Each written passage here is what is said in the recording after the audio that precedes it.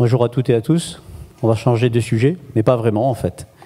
Puisque moi je ne suis pas du tout un monsieur ni du logiciel, ni du tourisme, mais je suis seulement industriel et nous avons réfléchi à différentes solutions et c'est celle que je vais vous présenter aujourd'hui. Dès que la vidéo, ben voilà, elle est ici. En fait, on parle de vision, mais la vision que nous avons aujourd'hui du tourisme en tant qu'industriel est très limitée. Nous avons vu des réactions tout à l'heure au travers de la table ronde, et il est vrai que les industriels par rapport au tourisme et réciproquement, la communication ne passe pas forcément toujours très très bien, tout simplement parce qu'il y a peut-être des intérêts qui divergent parfois, et nous allons peut-être en évoquer quelques-uns dans ma présentation qui sera probablement un petit peu plus courte que la précédente. Simplement, la vision liée au transport, puisqu'il est une évidence aujourd'hui, si ce n'est pas la vôtre, peut-être que j'aurai ces 10-15 minutes pour vous en convaincre, le transport aujourd'hui, et notamment la partie mobilité du transport, celle que le transport va pouvoir donner à nos visiteurs, est essentielle aujourd'hui, et cela fait vraiment une véritable évidence. Peut-être pas encore pour tout le monde, mais je vais tenter de vous la démontrer. Et en quoi l'intelligence artificielle peut-elle contribuer à améliorer en fait la mobilité du transport et la façon d'accueillir nos visiteurs? Cette mobilité-là, eh bien, on la traduit. Alors le bouton avancé, j'espère que c'est celui-ci. Non, ça doit être celui-là. Oui. En fait, on vise un premier objectif dans la mobilité, celle du transport, c'est celle d'améliorer en fait nos conditions de visite, notre vie, notre bien-être au sein même de la cité, là où nous accueillons la plupart des visiteurs. Mais pas simplement, puisque la mobilité du transport, aujourd'hui, ne vise pas simplement que le tourisme. Et mon premier volet de la présentation va vous démontrer en fait que le tourisme n'est qu'un effet de bord des aménagements que la cité urbaine va pouvoir mettre en œuvre pour non seulement améliorer les qualités de vie de nos propres citoyens, mais ensuite pouvoir accueillir des visiteurs sans qu'il y ait le moindre encombrement. S'il y avait une solution aujourd'hui, probablement qu'elle existerait et que nous serions tous utilisateurs de ces solutions. Sauf qu'aujourd'hui, elles ne sont pas encore mises en œuvre et nous y réfléchissons beaucoup. Grâce à un certain nombre de personnes qui ont un sens pratique des choses, on peut envisager des solutions. Mais d'ores et déjà, si je vous montre cette image-là, donc une image de trafic très connue au quotidien dans les grandes cités, dans les grandes agglomérations, imaginez simplement, et si vous le voulez bien, je vais vous mettre un petit peu à contribution pour réfléchir avec moi, de telle manière, disons, à vous initier à ce que nous avons fait il y a quelques années quand nous réfléchissions à ces différents sujets. Donc, si vous voulez bien jouer le jeu. Donc, selon vous, quand vous voyez ce type d'image, et j'ajouterai du reste, encore plus d'encombrement sur ce type d'image, puisque imaginez simplement quelques autobus 50 places de tourisme et quelques poids lourds également avec quelques fret pour aller livrer un certain nombre de clients ou de grosses structures. Donc vous voyez que l'encombrement est majeur. Quels seraient selon vous les problèmes sérieux que vous aimeriez résoudre quand vous voyez cela? Allez, qui se lance? Oui, du temps, très bien. C'était mon élan à tout, mais vous l'avez dit en tout premier, bravo. Oui, la pollution, quoi d'autre? Il y en a encore pas mal. Oui, l'état d'esprit, l'ambiance, bien entendu, donc l'agacement, la sécurité individuelle et collective. Bon, allez, va tout. Voilà quelques éléments, bien entendu, et la liste n'est pas terminée, d'où les 3 points qui suivent, puisque cette liste peut être largement rallongée. Et puis naturellement, ça a été évoqué en tout premier, c'est le principe du temps. Le principe du temps qui généralement passe en dernier parce qu'on n'y pense jamais, mais le temps passé, c'est en moyenne 2h40 par jour et par Français dans les transports, paraît-il. Statistique, il n'y a pas très longtemps, il y a moins d'1 an en tout cas. Donc ce temps-là peut être largement être mis en valeur de façon différente et non pas du tout dans les transports. Nous parlons parfois dans certains articles de la 25e heure de la journée. Une étude, notamment, et toujours pour les transports, une étude très récente du cabinet McKinsey a révélé qu'en fait, 1 minute de personnes connectées dans les transports pouvait générer jusqu'à 5 milliards de chiffre d'affaires dans le monde. Donc c'est dire si les grands porteurs s'intéressent à cette question-là pour pouvoir, disons, générer naturellement du chiffre d'affaires. D'autres questions se posent naturellement en matière de réalisation de chiffre d'affaires. Bien entendu, il faut déjà avoir les moyens et le temps pour pouvoir acheter des choses. Mais par contre, lorsque l'on observe ceci, eh bien, on peut se poser plusieurs questions. La question que l'on peut se poser, notamment, c'est qu'aujourd'hui, une solution, quelle qu'elle soit, ne représente plus du tout une option pour nous, mais une nécessité absolue. D'où la question. s'il existait une solution de mobilité dans les transports, il faudrait déjà qu'elle soit véritablement personnalisée. Mais là encore, je vais vous mettre à nouveau à contribution. Imaginez simplement que vous êtes convié à trouver un certain nombre d'axes majeurs d'amélioration. Quels seraient pour vous les critères essentiels de cette solution? Allez, à nouveau, vous vous lancez. Oui, très juste. Liberté de beaucoup de choses du reste. Facilité. Facilité, oui. Oui, bien entendu, puisque c'est le corollaire. Pardon? Oui. L'usage? D'accord. Je vous donne un axe de réflexion par rapport à vos moyens actuels, qu'ils soient personnels ou transport public. Le coût, absolument. Allez, le va-tout, je vais me casser la figure. Il y en a une qui n'a pas été dite, c'est une alternative possible aux véhicules personnels. Culture complètement qui devrait changer. Et le transport, selon notre avis d'industriel, selon nous, la rupture qu'il va y avoir dans les transports futurs sera aussi importante que la rupture du digital, pratiquement, dans nos habitudes, dans nos comportements, dans la révélation de ce que nous en faisons. Aujourd'hui, les transports seront exactement de même nature en matière de changement. Donc c'est important. Pour illustrer cela, eh bien, j'aimerais vous présenter une petite vidéo qui va durer 2 minutes et demie et qui illustre précisément ce qu'un industriel, plutôt un inventeur niçois, a imaginé. Cette personne est dans la salle, je la présenterai dans un instant, après la vidéo. Écoutez et voyez. Reva 2 est la solution définitive aux problèmes récurrents des encombrements, du stationnement et de la pollution en ville.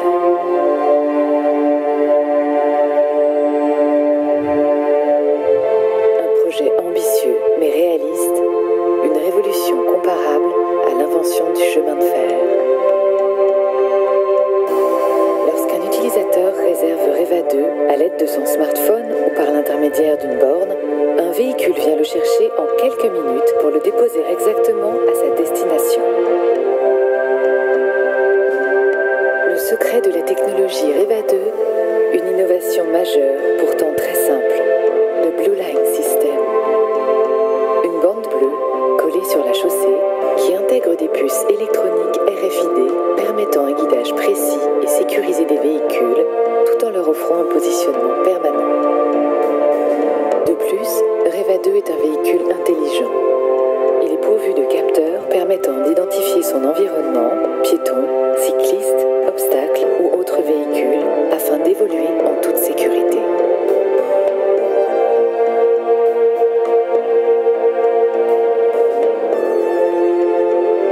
Les véhicules s'organisent en train virtuel lorsque plusieurs d'entre eux circulent dans le même sens. Se fait et se défait en fonction des destinations.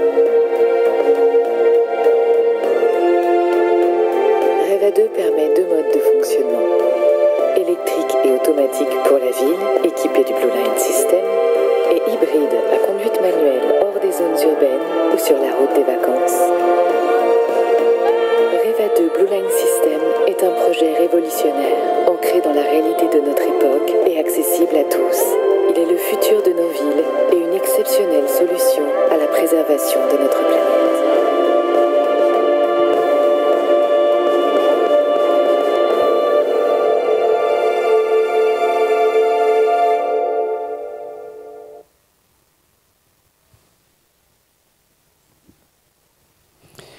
Vous l'avez compris, c'est une solution qui n'est pas encore réalisée, ça se saurait, et qui a été en fait imaginée, le début de cette réflexion-là et de cette solution-là, qui va voir le jour probablement dans très peu d'années, à partir d'aujourd'hui, a été imaginée il y a déjà une 30aine d'années. Donc c'est dire si le temps d'intégration à nos habitudes et à nos besoins reste long, en règle générale, pour adopter un certain nombre de nouveaux concepts. Par contre, vous avez aussi imaginé que ce type de solution peut assez facilement s'adapter dans nos cités.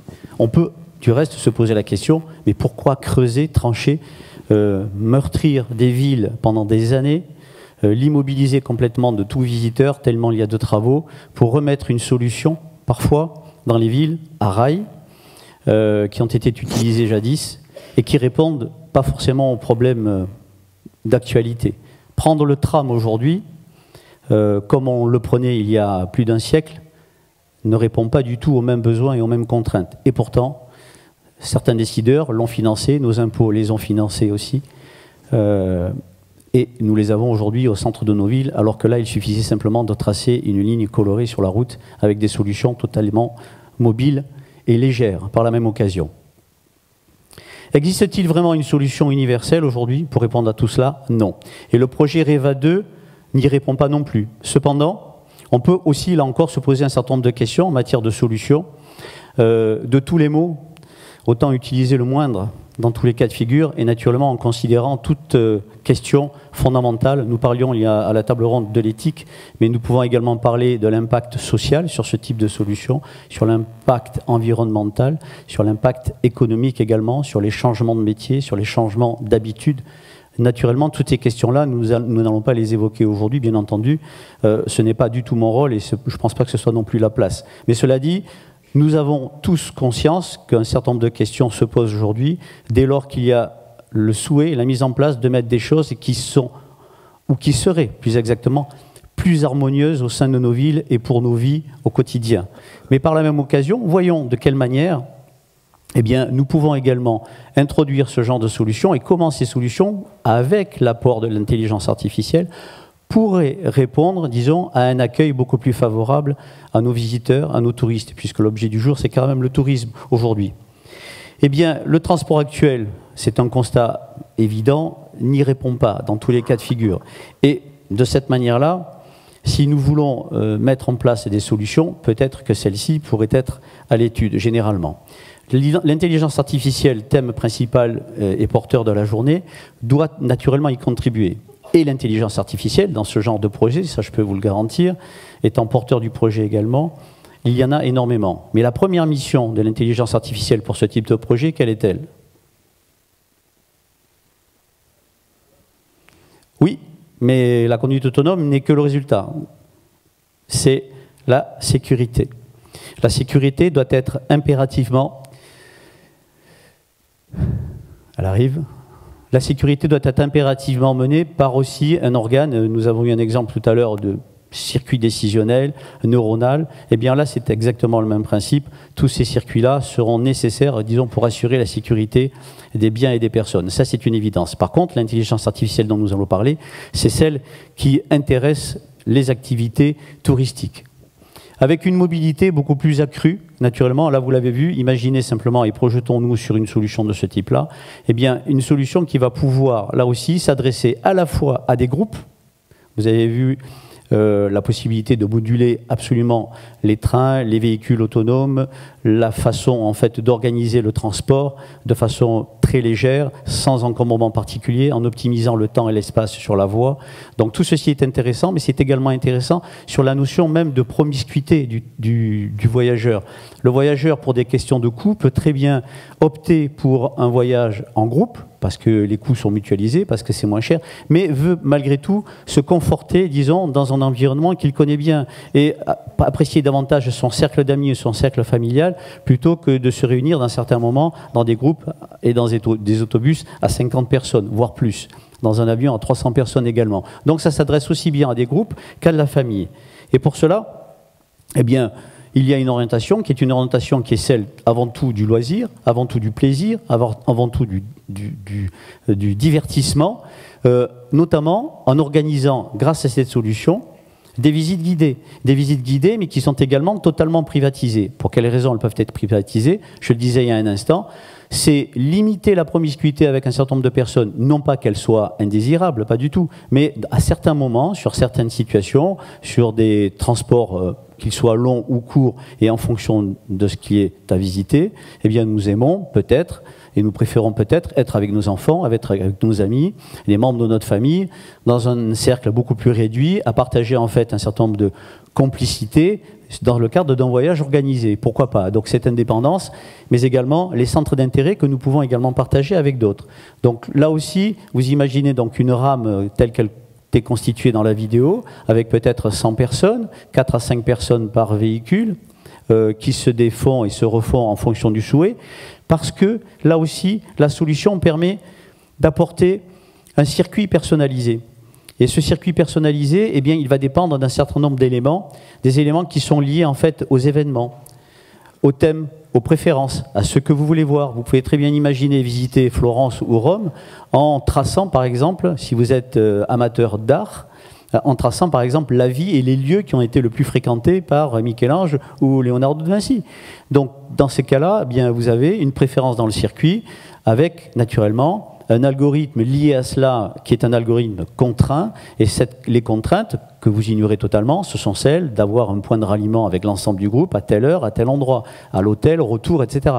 Donc nous avons en fait des scénarios possibles, envisageables, grâce à l'intelligence artificielle, de telle manière à tracer une réelle personnalisation je dirais, d'un séjour, par l'intermédiaire à la fois de la mobilité et du transport proposé, mais également grâce à toutes les informations nécessaires pour vous donner le maximum de plaisir avec un taux de satisfaction le plus élevé.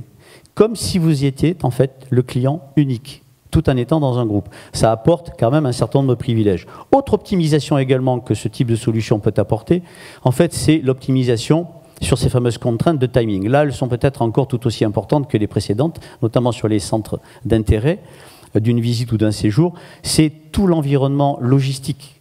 L'intelligence artificielle, avec un certain stratège, avec des algorithmes combinés, va pouvoir tracer en fait toute la notion budgétaire, la notion du temps, de la haute et la basse saison, des sites qui peuvent être visités sans trop d'attente, ces fameuses attentes et ces queues infinies parfois à l'entrée de certains musées ou de certains établissements quels qu'ils soient, des attractions diverses, parcs, eh bien tous ces moments-là peuvent être totalement analysés par des remontées d'informations, que l'on appelle de façon très massive le big data, ces informations qui peuvent être partagées, et avec tous ces éléments-là, les notions de trafic également, qui sont déjà d'ailleurs partagées par de nombreuses applications d'itinéraires, eh bien peuvent optimiser très largement et agrémenter un séjour en mettant le minimum de contraintes et en vous apportant le maximum de plaisir.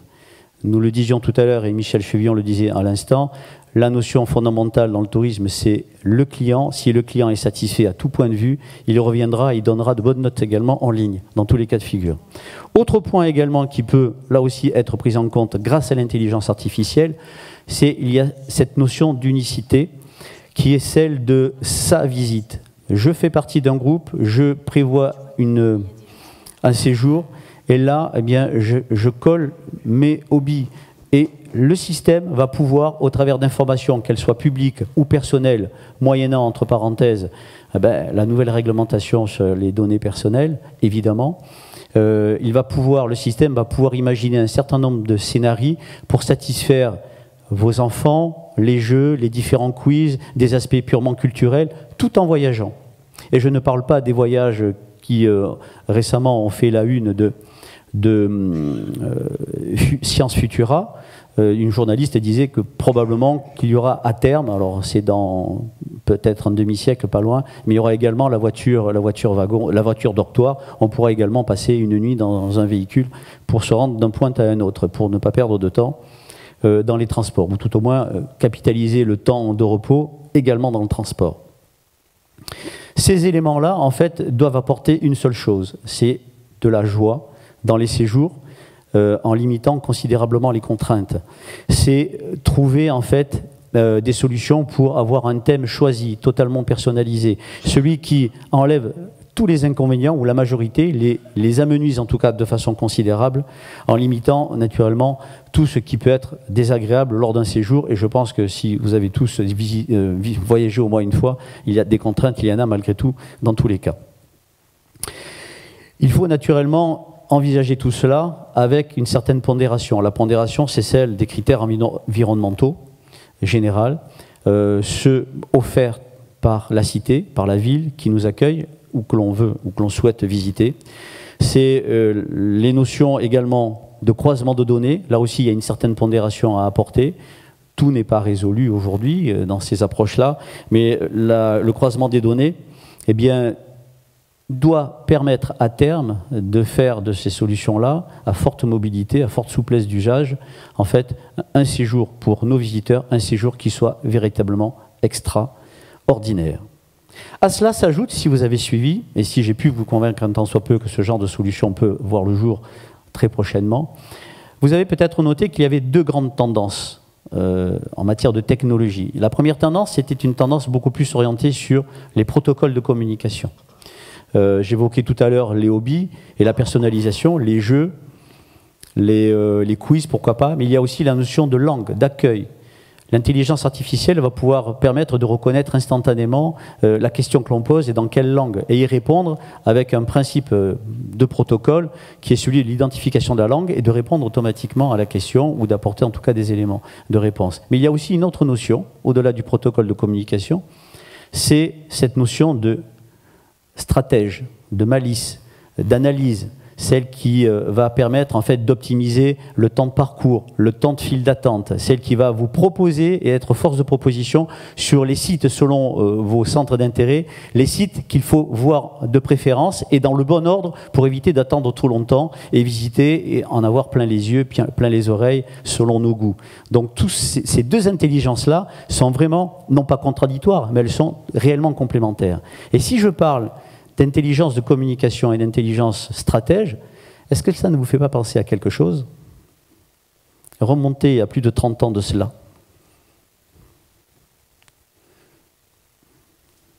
Protocole et analyse stratégique. Alors je vais vous mettre sur la voie, parce qu'il y a aussi des visionnaires, il y a plus de 30 ans, ils y ont pensé à cela. Droïde protocole, droïde stratège.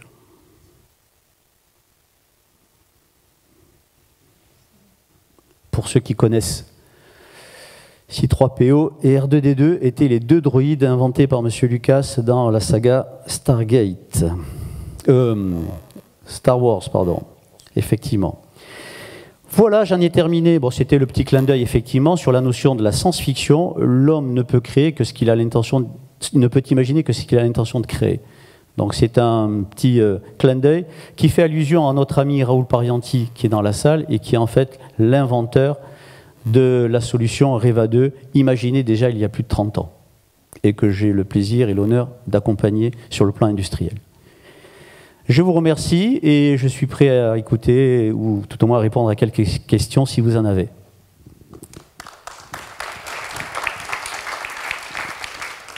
Qui va poser la première ?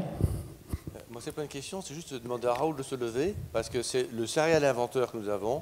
Il a des prix Lépine de tous les côtés. C'est vraiment le... Voilà. Non seulement ce prix-là, mais d'autres prix également. Il invente tout le temps. Alors Raoul Parianti a plus de 150 brevets à son actif, mais celui-là est un rêve d'adolescent presque. Question. Oui.